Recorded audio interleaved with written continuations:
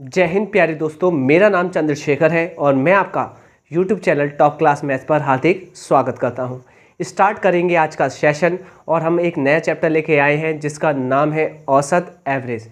काफ़ी अच्छे प्रश्न हैं और डिफ़िकल्ट टू डिफ़िकल्ट क्वेश्चन है इसमें, और आप देखेंगे कैलकुलेशन बहुत ज़्यादा है इस चैप्टर में। और क्योंकि यहाँ पर 2022 के भी लेटेस्ट क्वेश्चन इस बुक में दिए गए हैं, तो सिर्फ एक आपसे एक गुजारिश है, एक आप ये कह सकते हैं कि एक टीचर आपसे ये कह रहा है कि इस चैनल को शेयर और लाइक सब्सक्राइब आप कर देंगे, बस इतनी सी बात है। चलिए स्टार्ट करेंगे इस चैप्टर को। चैप्टर का नाम है एवरेज। अब ये औसत होता क्या है, देखिए मैं आपको एक कंडीशन बताऊं। औसत हमेशा वह मिड पॉइंट है जिससे कि ऊपर का डेविएशन और नीचे का डेविएशन दोनों मिलाकर आपस में क्या हो जाते हैं, आपस में इक्वल होते हैं।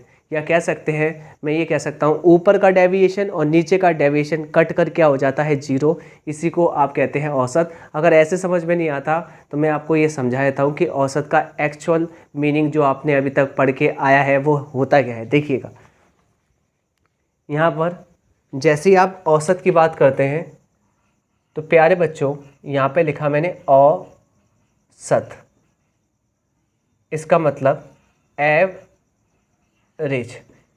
आपका औसत होता क्या है, औसत होता है सम ऑफ नंबर, मतलब संख्याओं का योगफल, संख्याओं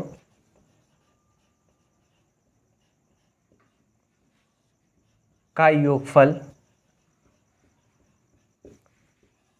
डिवाइड में कुल संख्या।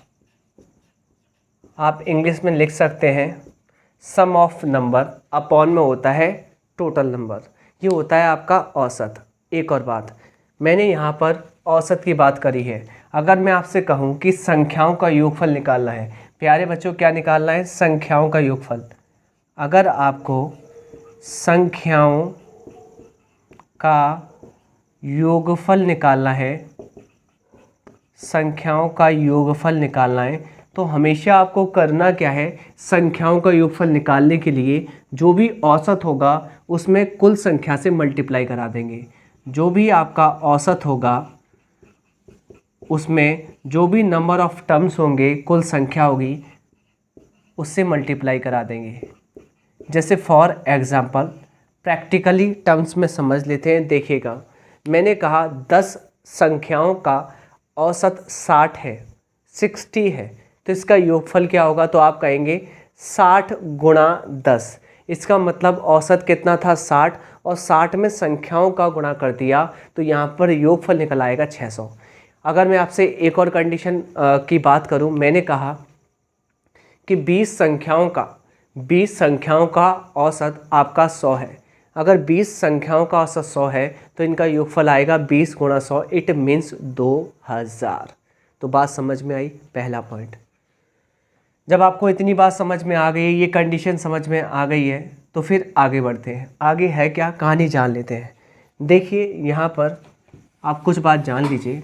कुछ बात है क्या, आप देखेंगे कि आपको ये जान लेना है कि प्रथम प्राकृतिक संख्याओं का औसत क्या होता है। आप लिख लीजिए। अगर कभी भी पूछे 1 से स्टार्ट होने वाली, मतलब 1 2 3 3 3 n तक, प्रथम प्राकृतिक संख्याओं का औसत होता है, औसत होता है n+1/2, n+1/2, n+1/2। आपसे कोई पूछ ले कि 1 से लेकर 100 तक जो गिनतियाँ होती हैं उनका औसत क्या है, तो 100 में देखिए 1 जोड़ लीजिए, 101, और 101 का आधा कितना हो जाएगा, 50.5। आप डायरेक्टली आंसर कर सकते हैं। ऐसे ही आपसे पूछ सकता है कि प्रथम विषम संख्याओं का, प्रथम n विषम संख्याओं का औसत क्या होता है, और प्रथम n विषम संख्या का लास्ट पद होता है 2n-1। क्या होता है प्यारे बच्चों, 2n-1। और इनका औसत क्या होता है, हमेशा प्रथम विषम संख्याओं का औसत, प्रथम विषम संख्याओं का औसत हमेशा आपका होता है n ही होता है। क्या होता है, n। जैसे फॉर एग्जांपल मैं आपसे ये कहना चाहता हूँ कि प्रथम 25 विषम संख्याओं का औसत, तो आपका आंसर 25 ही आएगा।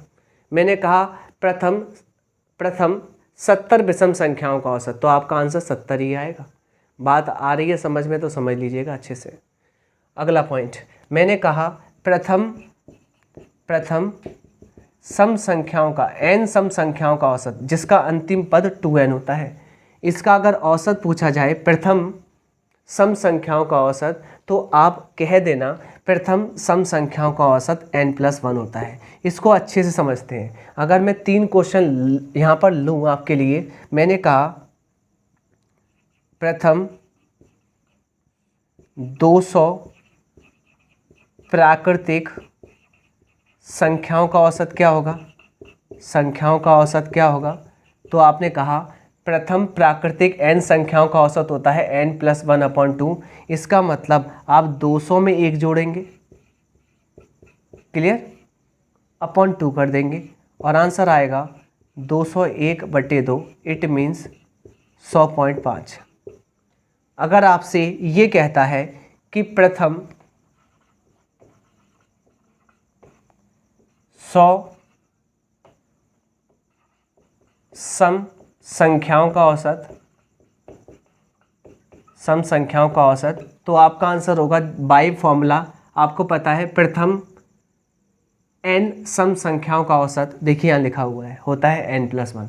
तो यहाँ कितना है आपका 100 में 1 जोड़ दीजिएगा, आंसर आ जाएगा 101। और अगर आपसे बोलता है प्रथम 100 विषम संख्याओं का औसत, तो 100 ही आंसर आता। तो इतनी बात आपको समझ में आ गई है। अब चलते हैं चैप्टर पर कि चैप्टर की कहानी क्या है, क्योंकि इसमें बहुत ज़्यादा लेंथी क्वेश्चन है।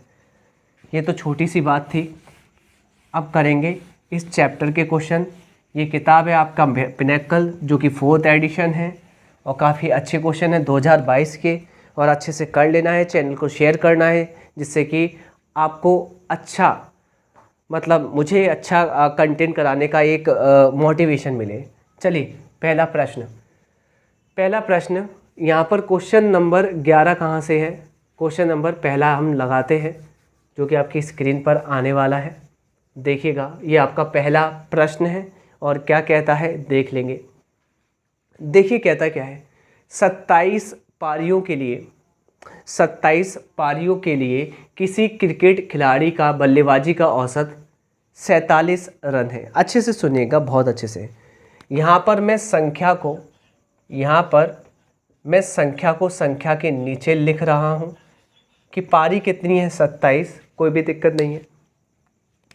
जहाँ औसत कितना है, आपने कहा औसत 47, और औसत को मैं यहाँ लिख रहा हूँ।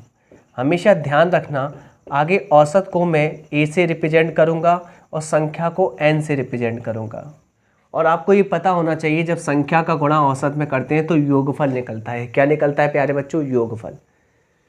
तो मैंने कहा कि यहाँ 27 संख्याओं का औसत कितना है 47, और औसत को मैं गोले में बंद करूँगा। किससे बंद करूँगा? गोले में, और इसको मैं कहूँगा तिजोरी। ये तिजोरी है हमारी। आगे एक पारी में उसका उच्चतम स्कोर, यानी कि मैं कह सकता हूँ उसका मैक्सिमम स्कोर उसके मिनिमम स्कोर से कितना ज़्यादा है? 157 रन। बिल्कुल ठीक है। आगे यदि ये 2 पारियां हटा दी जाएं, यानी कि 27 पारी में से ये 2 पारी हटा दी जाएं जिसमें सबसे ज़्यादा रन बने थे और सबसे कम रन बने थे, अगर इन 2 उक्त पारियों को जो नीचे लिखी हैं, इन पारियों को हटा दिया जाए, हटा देंगे तो पारी कितनी बचेंगी प्यारे बच्चों? आपने कहा 25 पारी बचेंगी। क्लियर? अगर इन 2 पारियों को हटा देते हैं तो औसत 42 रन हो जाता है। कितना हो जाता है? 42 रन हो जाता है। ठीक है, कोई दिक्कत नहीं। हमसे पूछा गया, बताइए उच्चतम स्कोर क्या है? सुनिएगा प्यार से। मैंने आपसे ये कहा कि एक होता है डेविएशन मेथड और एक होता है आपका गुणनफल वाला, कि गुणा कर लीजिए, उससे निकल जाएगा 2 पारियों का योगफल। भाई सीधी सी बात है, अगर 27 पारी में से 25 पारी आप निकाल देंगे तो 2 पारी का ही मान बचेगा। तो आप ऐसा कर सकते हैं कि इनका गुणा करवा दें और गुणा करवाने के बाद माइनस कर दें और डायरेक्टली जो आएगा वो 2 पारियों का योगफल आएगा। एक तो करने का तरीका ये है। एक तरीका ये है कि आप डेविएशन मेथड लगा सकते हैं। डेविएशन मेथड क्या होता है मैं समझाता हूँ, देखिएगा। मैंने कहा कि आपने 27 में से यहाँ 25 पारी लिखी हैं, इसका मतलब 2 पारी निकल गई होंगी। अगर 2 पारी गई हैं वैसे तो उनको क्या ले जाना है भाई, सीधी सी बात है। अगर हम 2 पारी को इसमें से निकालते हैं तो उनका जो औसत स्कोर है यानी कि 47 और 47 उनको ले जाना था। अरे भाई अगर जाएंगी तो अपना हिस्सा तो लेके जाएंगी, अपना औसत तो लेके जाएंगी। उनको ले जाना था पहली पारी को 47, दूसरी पारी को 47। पर हुआ क्या है, अच्छे से सुनिएगा। हुआ क्या है कि ये 2 पारी गई हैं तो ये जो 25 पारी है इनका औसत कम कर गई हैं। कितना कम कर गई हैं? 5। 47 था सभी का और कितना रह गया? 42, यानी कि 5 कम कर गई हैं। अगर 5 कम कर गई हैं कितने पारियों पर? 25 पारियों पर। इसमें ये दोनों काउंट नहीं है, यानी कि 25 पर कमी हो गई 5 की। इसका मतलब यह 125 ज़्यादा लेकर चली गई होंगी। सीधी सी बात है भैया, अगर इनका 125 ज़्यादा ले गए ये दोनों, तभी तो इनमें कमी आई है, तभी तो इनका औसत कम हुआ है। इसका मतलब ये है, वैसे उनको अपना हिस्सा तो ले जाना था 47 और 47, पर साथ में वह इनका 125 ले गई। ये होता है डेविएशन मेथड। और इसमें जो पारी आपकी ले गई है वो मैक्सिमम और मिनिमम दोनों मिलाकर थी। बस क्या करना है, कुछ नहीं। पता है इससे आप गुणा करने से बच जाएंगे, क्योंकि ये क्वेश्चन बड़ा भी आ सकता है। अगर डेविएशन लगा के देखेंगे तो आपका दिमाग खुल जाएगा, मज़ा आ जाएगा आपको। फाइनली थोड़ी सी कैलकुलेशन हो जाए तो आपने कहा सर मैक्सिमम और मिनिमम मिलाकर ये आ जाएगा आपका कितना? आपने जोड़ा 5 7 7 14 और 14 और 5 19, 19 की 9। क्लियर? कैरी कितनी आ जाएगी आपकी? 1। यहाँ आ जाएगा 2 और 1 3, 3 और 4 7, 7 और 4 आपने कहा 11 की 1। कैरी कितनी? 1 और 1 और 1 2, 219 आ जाएगा। इसमें निकालनी है मैक्सिमम पारी। देखिए आपके पास a माइनस बी दिया गया है, a प्लस बी दिया गया है। अगर आपको बड़ा वाला निकालना होता है ना तो इन दोनों को जोड़कर आधा कर दो। तो मैक्सिमम निकालना है बड़ा वाला, तो इन दोनों डाटा को जोड़कर आधा कर दो। जोड़ना इसको 9 7 16, 16 की 6। कैरी कितनी? 1। 5 और 1 6 और 6 और 1 आपने कहा 7। और यहाँ पर आ जाएगा 2 और 1 3। बस जोड़कर क्या करना है? आधा। और प्यारा सा आंसर आपके कदमों में होगा, आपके कदमों में होगा। तो मैंने कहा 2 1 कम 2 बचेगा 1, 2 8 16 बचेगा 1, 2 8 16। और प्यारा सा आंसर कौन सा टिक करना चाहेंगे मेरे बाल को? आपने कहा ऑप्शन नंबर बी करेक्ट है। बहुत आराम से लेना है स्क्रीनशॉट, कोई दिक्कत नहीं है, आराम से काम करेंगे। अगला प्रश्न, बड़ा मत करना, बहुत कैलकुलेशन है वरना इस चैप्टर में पागल हो जाओगे जो क्वेश्चन आ रहे हैं पेपर में। वरना कोई भी किताब उठा लो, सरल से किताबें हैं, सरल से क्वेश्चन रखते हैं, जिससे आपको लगता है कि एक्चुअल में ऐसा ही पेपर आ रहा है। पेपर में एक क्वेश्चन सरल आएगा तो एक डिफ़िकल्ट भी आएगा, ध्यान रखना है। अब ये वाला देख लीजिए, इसकी लैंग्वेज समझना अच्छे से। होता क्या है, सोनाली ने एक स्कूल में साइंस टीचर की नौकरी के लिए अप्लाई किया है, आवेदन किया है। नौकरी के लिए परीक्षा में उसने भौतिकी में 8, रसायन विज्ञान में 8, जीव विज्ञान में 6 और साक्षात्कार में 6.5 अंक प्राप्त किए हैं। फाइनल स्कोर की गणना के लिए क्रमशः 2, 3, 3 और 4 का वेटेज रखा गया है इन सब्जेक्ट में। वेटेज का मतलब क्या है? इनके भाग लिए गए हैं, इनके भाग लिए गए हैं। कितने कितने भाग? 2 भाग, 3 भाग, 3 भाग और 4 भाग। मैं समझा देता हूँ। मैंने कहा सबसे पहला पेपर है आपका फिजिक्स।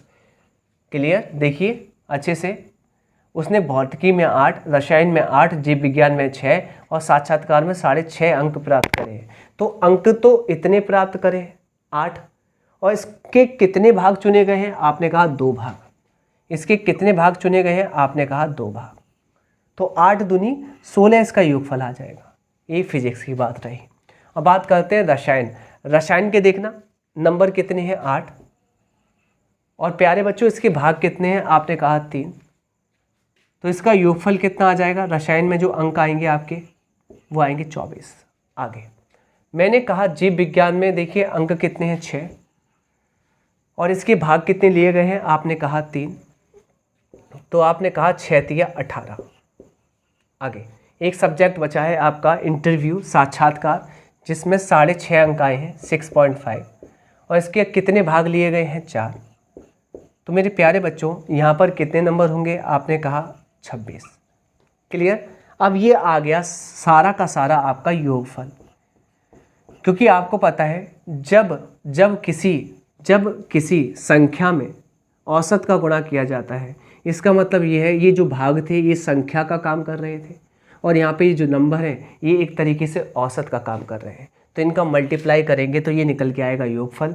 और औसत क्या होता है प्यारे बच्चों, आपको पता है औसत होता है संख्याओं का योगफल बटे कुल संख्या। और कुल संख्या कितनी है, 2 3 5 3 8 4 12। तो जोड़ लीजिएगा, इसमें औसत ही निकालना है। देखिए दिखाइए, इस क्वेश्चन में ये कहता है आपसे कि उसका औसत अंक कितने हैं, तो औसत ही निकालना है। पहले तो आप ऐड करेंगे, ये दोनों मिलाकर 40 हो रहा है। क्लियर। 40 और 18 58। 58 में जैसे ही आप कितना जोड़ना चाहते हैं, ये जोड़ेंगे आप 26, तो 26 जोड़ेंगे किस में जोड़ना है, 58 में, तो आएगा 84, और भाग लगा देंगे 12 से। और प्यारा सा आंसर दिखाइए क्या आ रहा है, आपने कहा प्यारा सा आंसर आ जाएगा आपका 7, जो कि ऑप्शन नंबर ए करेक्ट है। ऑप्शन नंबर ए करेक्ट है। अगला प्रश्न लगाइए। देखिए क्वेश्चन नंबर 3, बहुत आराम से समझना है आपको। 3 में होता क्या है, एक कार्यालय में 80% कर्मचारी पुरुष है, अच्छे से सुनिएगा, जबकि 20% महिलाएं। सीधी सी बात है 100% ही होते हैं। तो अगर 80% कर्मचारी पुरुष हैं तो ये तो संख्या हो गई ना, और इसके साथ एवरेज का औसत का गुणा होगा तो योगफल आता है, पर मैं गुणा कभी करवाऊंगा नहीं। तो ये आ गया आपका 80% कर्मचारी पुरुष हैं जबकि 20% महिलाएं हैं। मेरे प्यारे बच्चों आप अच्छे से सुनिएगा, एक शॉर्ट ट्रिक बताऊं। शॉर्ट ट्रिक ये है कि हमेशा आप संख्या में रेशियो बनाएंगे। क्या बनाएंगे, रेशियो। तो अच्छे से यहाँ पे रेशियो बना दीजिए। रेशियो आएगा 4:1, ऐसा 4:1। समझना एक एक पॉइंट मेरा। यहाँ पर बोलता क्या है, पुरुषों का औसत 30 है, पुरुषों का औसत कितना है 30। क्लियर। और महिलाओं का कितना है 40। तो आपसे कहा है सभी कर्मचारियों का बताइए। देखो मैं डेविएशन मेथड से कर सकता हूँ इसको, पर ये डाटा बहुत छोटा कर दिया है मैंने रेशियो लगा के। तो अब मैं इसका मल्टीप्लाई भी कर लूँ तो अब आपको तो आता ही है, ये आ जाएगा योगफल आ जाएगा 120, यहाँ योगफल आ जाएगा 40। कुल योगफल कितना आएगा प्यारे बच्चों, आपने कहा कुल योगफल आ जाएगा 160। और आपको पता है औसत क्या होता है, संख्याओं का योगफल बटे कुल संख्या। कुल संख्या कितनी है, 4 और 1 5। तो आंसर आ जाएगा, मैं आपको बताऊं 5 से काटने की विधि, मेथड किसका, डिविजिबिलिटी ऑफ 5। कैसे 5 से काटना है कि अंश का डबल करो, कितना आ गया 320, 0 हटा दो यानी कि 32 बार कटेगा। ये आपका आंसर आ गया। चलिए अगला प्रश्न। ये सारे के सारे 2022 के प्रश्न आपको दिखाई दे रहे हैं, कुछ 21 के भी आएंगे, ये सब मिक्स है। स्टार्टिंग में जो क्वेश्चन है इस बुक में मिक्स आएंगे, ठीक है। क्वेश्चन नंबर 4 देखेंगे। चौथा क्वेश्चन क्या कहने की कोशिश करता है, क्वेश्चन नंबर 4 कहता है कि यहाँ पर 6 पुरुष और कुछ महिलाओं के परिवार में, 6 तो पुरुष हैं और कुछ महिलाओं के परिवार में अनाज की औसत मासिक खपत, एलिगेशन में आपने देखा होगा औसत आता है यहाँ पर, और यहाँ पर आपको पता है ये और ये मिलाया जाता है तब औसत यहाँ आता है। इससे पहले मैंने मिक्सचर और एलिगेशन बहुत अच्छे से समझा दिया एक एक क्वेश्चन, तो आप देख लीजिएगा इससे पहले जो वीडियो आई है। तो औसत मासिक खपत है वो 14.4 किलोग्राम है। यदि प्रति व्यक्ति औसत मासिक खपत पुरुषों के मामले में 20 किलोग्राम है, यानी कि जो आपके पुरुष हैं मेल हैं उनकी 20 किलोग्राम है, और जो फीमेल हैं उनकी कितनी है 6 किलोग्राम है, और दोनों की मिलाकर औसत कितनी है 14.4। तो आपसे पूछा है परिवार में महिलाओं की संख्या कितनी है, तो एलिगेशन लगा देंगे चुपचाप से। तो 20 में से 14.4 जाएगा तो प्यारे बच्चों आएगा यहाँ पर, आपने माइनस कर लिया 5.6 माइनस कर लीजिए। और आपको पता है 14.4 में से 6 जाएगा तो आपने कहा कितना आएगा 8.4। फाइनली हम यहाँ पर थोड़ा सा रेशियो ले लेंगे। रेशियो क्या है, देखिए मैंने कहा यहाँ पर 14 चौक 56 और 14 छिंग 14 चौक 56, 14 पंच 70 और 14 छिंग 84। कहने का मतलब ये है कि 3-2 का अनुपात आ जाएगा। मैं आपको समझा दूँ अच्छे से।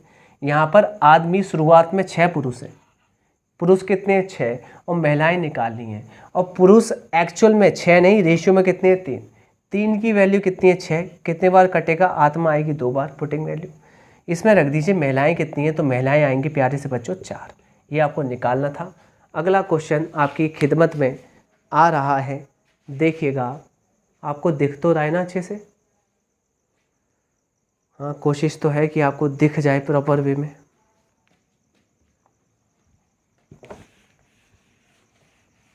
इस क्वेश्चन को देखिए। क्वेश्चन आपसे कहता है कि यहाँ पर 3 वर्ष पहले एक पति और उसकी पत्नी की औसत आयु 39 वर्ष थी। अरे भैया, 3 साल पहले 39 थी, आज कितनी हो जाएगी? दोनों 3-3 साल बढ़ जाएंगे, इसका मतलब दोनों की 42 वर्ष हो जाएगी। तो मैं ये आज कह सकता हूँ कि आज ले लीजिए, पति को ले लीजिए और पत्नी को ले लीजिए, इनकी औसत कितनी है? आपने कहा आज हो जाएगी 3 बरस बढ़ाकर 42 बरस। अगर औसत 42 बरस है और मैंने आपको सिखाया है कि औसत से योगफल बनाना है, तो जितने व्यक्ति होते हैं, जितनी संख्या का होती है, उनका गुणा कर लीजिए। तो औसत कितना है? आपने कहा 42। कितने लोग हैं? 2 का गुणा कर लीजिए, और जैसे 2 का गुणा करेंगे तो यहाँ ये बन जाएगा योगफल, और योगफल का चिन्ह लगा लेना। तो फाइनली पति और पत्नी की उम्र मिलाकर आ जाएगी 84 बरस। इतनी बात आपको समझ में आनी चाहिए। आगे 2 वर्ष बाद पति पत्नी और उनके बच्चे की औसत आयु 2 वर्ष के बाद 3 लोग, पति पत्नी और उसका बच्चा, पति पत्नी और उसका बच्चा, इन तीनों की औसत आयु कितनी? 34 बरस। एक बात समझाइए, जब कभी उम्र का कंपैरिजन करा जाता है इस टाइप से, तो वर्तमान में पूछा गया है तो वर्तमान में बनाइए। पिछला डाटा 3 साल पहले था, तब आप वर्तमान लेके आए हो तो 3 साल बढ़ा दिया। ये जो डाटा है 2 साल बाद का है, तो 2 साल कम करिए। तो आप मुझे बताइए इन तीनों की 2 साल बाद कितनी है? 34। तो 2 साल पहले वर्तमान पड़ता है ना, प्रेजेंट पड़ता है, तो प्रेजेंट में कितनी होगी? 32। अब मुझे बताइए औसत कितना होगा? 32, और यहाँ योगफल लगा दिया है, तो 3 का गुणा करना पड़ेगा योगफल के लिए। फाइनली इन तीनों की उम्रों का योगफल कितना होगा? 96 बरस। अब मुझे एक बात बताइए, 3 में से 2 को निकाल दूं, क्योंकि ये भी वर्तमान का डाटा है, ये भी वर्तमान का डाटा, आप माइनस कर सकते हैं। तो मैंने 96 में से 84 को माइनस कर दिया। जब मैं इसमें से इसको माइनस करूँगा तो पत्नी से पत्नी कट जाएगी, पति से पति कट जाएगा, और बच्चे की उम्र आएगी। तो बच्चा आएगा प्यारे से मेरे बच्चों कितने बरस का? 12 बरस का। अगला प्रश्न लगाइए, क्वेश्चन नंबर 6 देख लेंगे क्या कहता है। अब ये क्वेश्चन देखना, क्या गजब का क्वेश्चन है, कैसे कैसे गजब के क्वेश्चन है इसमें, आप देखना मज़ा आ जाएगा आपको। 2022 में ही आया हुआ है, देखिए अच्छे से। कहता है कि एक कक्षा में 10 छात्रों के समूह का औसत अंक है। तो मैंने कहा यहाँ पर लिखेंगे आप संख्या, यानी कि n से रिप्रेजेंट कर लीजिए नंबर, और यहाँ पे लिखेंगे आप एवरेज, और इन दोनों का गुणा कराते हैं तो निकलता क्या है? सम ऑफ, यानी कि संख्याओं का योगफल। इतनी बात आपको समझ में आनी चाहिए। यहाँ पे बोलता क्या है कि यहाँ अच्छे से सुनिएगा, एक कक्षा में 10 छात्रों का, तो यहाँ संख्या क्या है? आपकी संख्या है 10, और औसत कितना है? आपने कहा a। बात आपको समझ में आनी चाहिए। फिर कहता है a+8 15 छात्रों के समूह का औसत है, यानी कि यहाँ पर a+8 15 छात्रों की समूह का औसत है, जिसमें दिए गए 10 छात्रों का समूह भी शामिल है। चलो ठीक है, 10 छात्रों के समूह द्वारा प्राप्त कुल अंक x है। प्राप्त कुल अंक, ये जो 10 छात्र हैं इनके द्वारा प्राप्त कुल अंक कैसे आते हैं? उन्हीं को तो योगफल कहते हैं। तो इनके प्राप्त कुल अंक कितने आ जाएंगे? आपने कहा 10 है, कोई दिक्कत नहीं, और अच्छे से सुनिएगा। और आपसे क्या कहता है? और 15 छात्रों के समूह द्वारा 15 छात्रों के समूह द्वारा प्राप्त कुल अंक कितने हैं? आपके 22। अच्छे से सुनेगा। और हाँ, ये जो 10A आया है, सुनेगा बहुत अच्छे से, यहाँ पर ये जो 10A आया है उसी का मान किसके बराबर है? x के। किसके बराबर है? x के। तो यहाँ लिख लेता हूँ मैं, इसी की वैल्यू जो 10A है इसका मान किसके बराबर है? x के। और यहाँ पर मैं लिख लेता हूँ कि यहाँ पर जो 15 छात्र हैं उनके समूह द्वारा प्राप्त कुल अंक क्या होगा? जब संख्याओं का योगफल निकालेंगे वो y के बराबर है। तो x का मान ये, y का मान ये। आप इधर मत लिखिए, कोई दिक्कत नहीं है, वो 10A तो कहते ही हैं इसे। बोला है यदि x और y में 3:5 का अनुपात है, x और y में 3:5 का अनुपात है, तो आप बताइए इन दोनों में अनुपात कितने का है? 3 और 5। तो x के स्थान पे 3 रख देना, y के स्थान पे 5 रख देना। और यहाँ पर क्या है आपका 10A, और यहाँ पर क्या है आपका 15A + 8। ठीक है, कैलकुलेशन 5 से काट लो ये 3 बार, और यहाँ पर 3 का गुणा हो जाएगा, ये आ जाएगा आपका 9, कोई दिक्कत नहीं। और साथ में ये भी चला जाएगा A + 8 और 10A। प्यारे बच्चों 10A ये 9 और 9 8 72, तो 10A में से 9 गए तो आपने कहा एक A बचेगा और 9 8 जा 72 आएगा। A की वैल्यू प्यारे से बच्चों 72 आ गई। कितनी आ गई? 72। अब सुनिएगा, यहाँ कहता है A + x + y का मान निकालना है। निकालना किसका मान है? A + x + y का। तो A का मान कितना आ गया? आपने कहा 72। चलिए x का मान कितना आ जाएगा? आपको ही पता है x का मान डिपेंड करता है किस पर? 10A पर, और A का मान कितना है? 72। तो ये आ जाएगा आपका 720। ओके। y का मान डिपेंड करता है 15 गुणा A + 8 पर, तो यहाँ 15 और यहाँ A + 8, A का मान 72, 72 और 8 80, तो 15 8 120 यानी कि 1200। तो आप सब डाटा को ऐड कर लेंगे और प्यारा सा आंसर आप लिखने वाले हैं। इधर आ जाएगा 2 और इधर भी आ जाएगा आपका, देखिए 2 और 7 9, क्लियर। और यहाँ पर आ जाएगा आपका 2 और 7 9, क्लियर, और 1 1992। चेक कराइए 1992, जो कि ऑप्शन नंबर डी करेक्ट है। प्यारा सा क्वेश्चन था, सिस्टमेटिकली क्वेश्चन था, बढ़िया सा क्वेश्चन था। आगे चलते हैं। तो आपको ये तो समझ में आ रहा होगा कि कैसे कैसे क्वेश्चन है, सीधे सीधे क्वेश्चन नहीं है भाई। अगला प्रश्न देखिए, ये कहता है 5 से शुरू होने वाली लगातार 10 विषम संख्याओं पर विचार करें।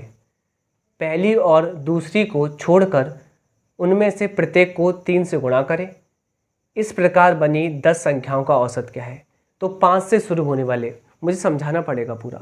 5 से शुरू होने वाली लगातार 10 विषम संख्या, तो 5 से शुरू होगी, पहली होगी 5, सुनना, 5 से शुरू होने वाली लगातार 10 विषम संख्या, लगातार 10, तो पहली विषम संख्या 5 है, अगली होगी 7, अगली होगी आपकी बताइए मुझे 9, अगली होगी 11, अगली होगी आपकी 13, अगली होगी आपकी 15, अगली होगी आपकी 17, अगली होगी आपकी 19। चेक कर लेते हैं कितनी चाहिए। 5 से शुरू होने वाली लगातार 10 विषम संख्या, 1 2 3 4 5 6 7 8, 8, अगली होगी आपकी 21, अगली होगी आपकी 23, ये हो गई 10। बोला क्या है? बोला ये है कि पहली और दूसरी संख्या को छोड़कर, यानी कि आप 5 और 7 इन दोनों को छोड़ दीजिए, यानी कि 5 और 7 कितना होता है? आपने इन दोनों का योगफल होता है 12, इनको तो छोड़ दीजिए, छोड़ दिया। पहली और दूसरी संख्या को छोड़कर उनमें से प्रत्येक को 3 से गुणा करा दीजिए। एक बात बताइए, अगर मैं इन दोनों को छोड़ दूं और बाकी संख्याओं को देखूं तो इन संख्याओं का औसत क्या होगा?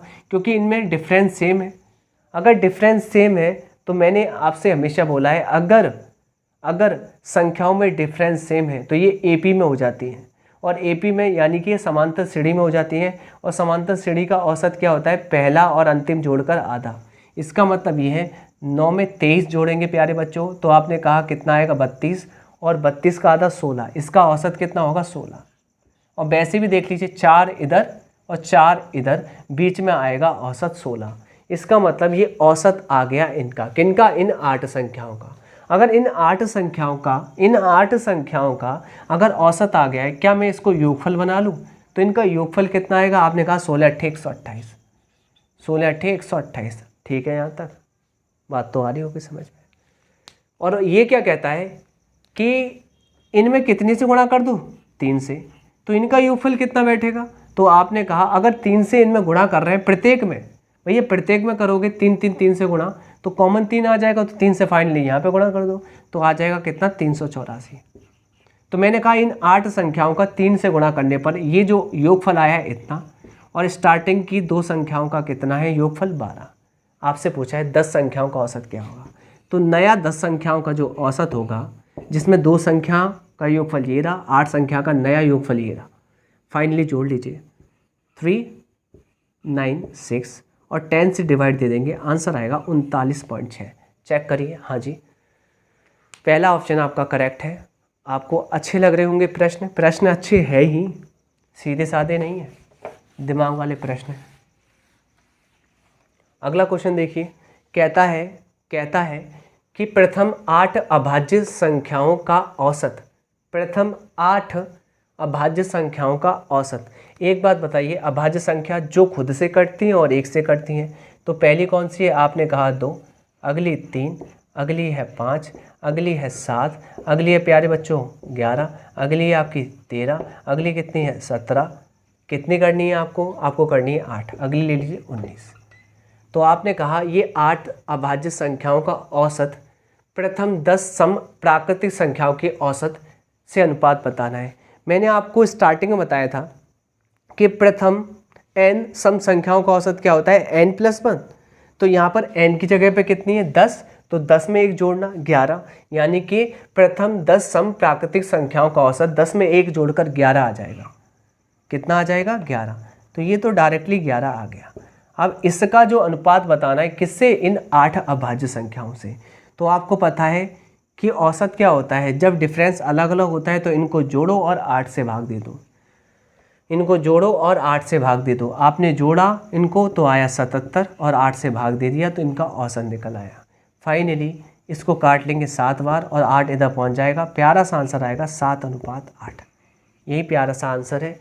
अगला प्रश्न, इसका ऑप्शन डी करेक्ट है। अगला प्रश्न देखिए,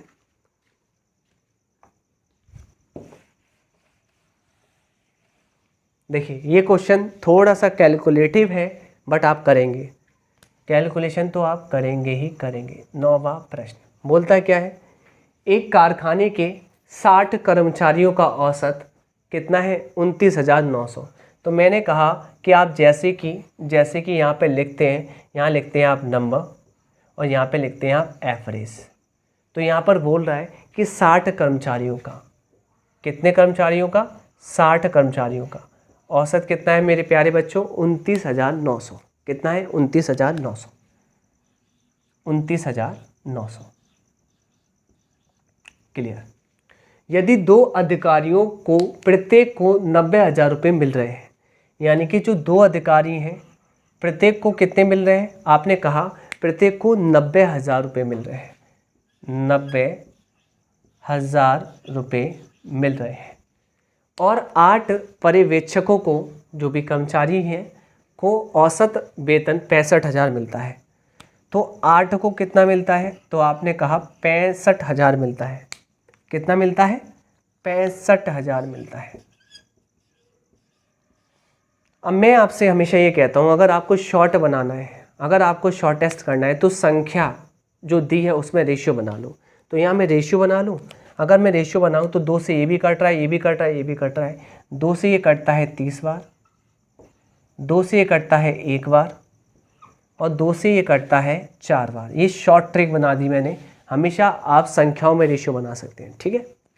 तो यहाँ पर कहता है तो शेष कर्मचारियों का औसत क्या है? अब शेष इसमें से देखिए, आपने कहा टोटल कितने हैं? 30 रेशियो में, उसमें से आपको पता है 1 और 4 ये 5 जन निकालने हैं, 25 जन का औसत बताना है। ये क्वेश्चन की डिमांड है।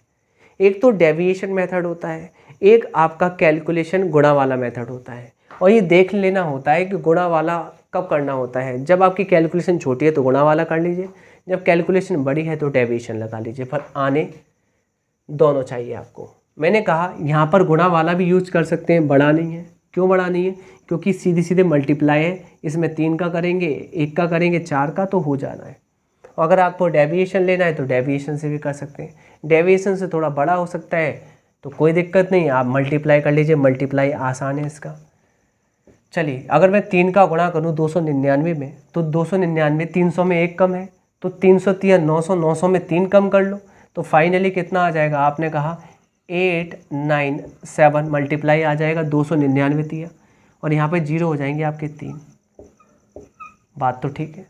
चलो, इसका मल्टीप्लाई करेंगे तो यहाँ पर आपका 90,000 ही आएगा, और इसका करेंगे तो आपको पता है 65 दूना होता है कितना, 130, चौक हो जाएगा 13 दूनी 26, यानी कि ये आ जाएगा 260 इसका मल्टीप्लाई, और यहाँ पे 3 0 चिपका देना।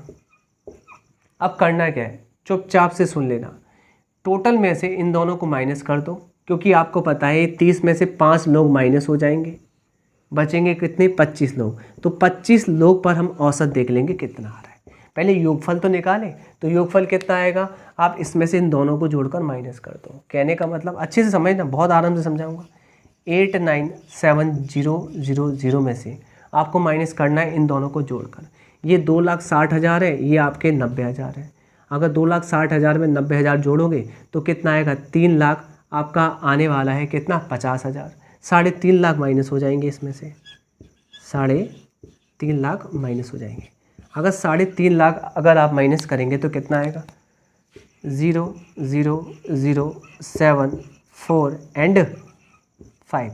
और आपको मैं प्यारे बच्चों ये समझा दूँ, ये जो योगफल है कितने लोगों का है, 25 लोगों का। तो औसत निकालना है, औसत के लिए इसका डिवाइड दे दीजिए 25 से, आंसर आ जाएगा। तो 25 से डिवाइड दिया इसका, इसमें क्लियर, क्योंकि आपको पता है ना औसत क्या होता है, संख्याओं का योगफल, जो कि इतना आया है 25 जनों का, बटे कुल संख्या 25 है। तो 25 से डिवाइड दे रहा हूँ, तो 25 दूनी 50, ऑप्शन दिखा दीजिए पहले, तो इसके ऑप्शन दिखा दीजिए। 25 दूनी 50, कोई दिक्कत नहीं है। यहाँ कितना बचा, आपने कहा 4, 25 एकम 25, यहाँ तक ही करा है मैंने, और मैं यहाँ तक या तो ये आगे और स्टेप कर लेते हैं। 25 से कम 25, बचेगा कितना आपका 22, 220 में देंगे 25 का, तो 25 अट्ठे, जैसे अट्ठे आ गया, इससे आगे करूँगा नहीं मैं, यहाँ मैं पकड़ लूँगा कि 2 1 8 2 1 0, ये पकड़ लिया, बस ये आंसर आ गया। मैं नहीं करने वाला भाई, अगर आप करना चाहते हो तो कर लीजिए, क्योंकि कैलकुलेशन तो वैसे ही बहुत है उसमें। तो आंसर आपका कौन सा है, ऑप्शन नंबर डी करेक्ट है। अगला प्रश्न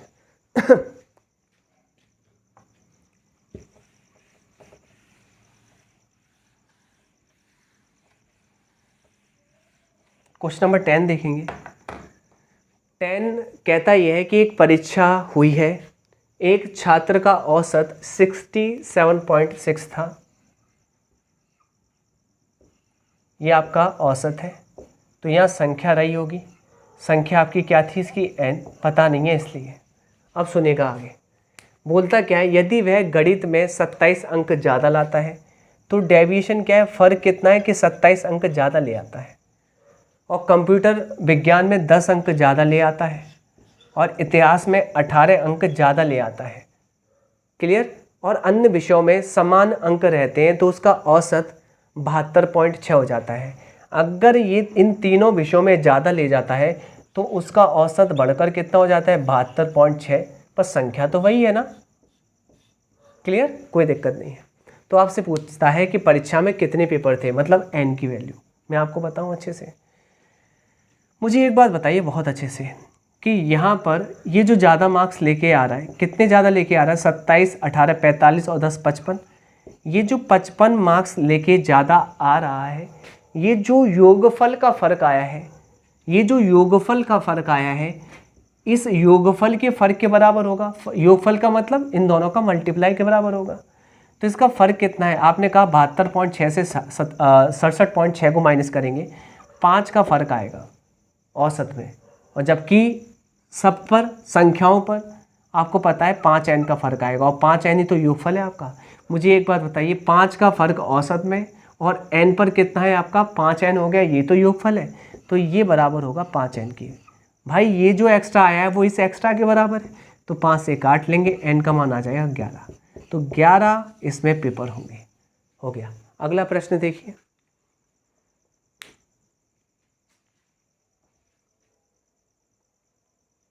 देखिए अगला जो प्रश्न है ना, तो यहाँ से कल स्टार्ट करेंगे, 11वां प्रश्न है, ठीक है। अच्छे से देखना, एक बेस्ट सॉल्यूशन मैं आपको दूंगा, आपको मज़ा आ जाएगा। वैसे ये क्लास आपको बहुत अच्छी लगी होगी, एक शॉर्ट सी क्लास थी और अच्छे अच्छे क्वेश्चनों को हमने यहाँ पे किया। तो चैनल को लाइक शेयर सब्सक्राइब आपको करना है। डेली वीडियो मिल रही है, आप अगर आपको डेली वीडियो मिल रही है तो आप इसको शेयर जरूर करेंगे। चलिए, थैंक यू, जय हिंद।